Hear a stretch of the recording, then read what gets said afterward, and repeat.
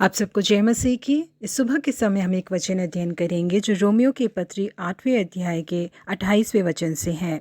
हम जानते हैं कि जो लोग परमेश्वर से प्रेम रखते हैं उनके लिए सब बातें मिलकर भलाई ही को उत्पन्न करती है, अर्थात उन्हीं के लिए जो उसकी इच्छा के अनुसार बुलाए हुए हैं। समुद्री जहाज में यात्रा करने को बहुत पसंद करने वाले और जहाज में भारत आने की चाहत में अपनी यात्रा को शुरू करने वाले व्यक्ति थे रॉबर्ट क्लेव। अचानक से उनका जहाज बहुत बड़े तूफान में फंस गया और तूफान उन्हें जिस ओर लेके गया उनका जहाज उस ओर चला गया। अंत में वो राह भटक कर दक्षिण अमेरिका के बंदरगाह में आकर खड़ा हो गया। वहां पर रॉबर्ट क्लेव को और उनके साथ जितने लोग यात्रा कर रहे थे उन सारे यात्रियों को रुकना पड़ गया। जो लोग भारत पहुंचने के लिए यात्रा में निकले थे वो सारे दक्षिण अमेरिका के बंदरगाह में इंतजार कर रहे थे। जब वो लोग इस तरह से वहां पर इंतजार कर रहे थे उस समय रॉबर्ट क्लेव को पोर्चुगीज भाषा सीखने का एक मौका मिला। इसीलिए उन्होंने वहां पर इंतजार करने के समय में पोर्चुगीज भाषा को सीख लिया। जिस समय वो भारत घूमने के लिए आए उस दौरान जब उन्होंने इंतजार करते समय पोर्चुगीज भाषा को सीखा था, उसी भाषा ने उनकी मदद की कि वो भारत में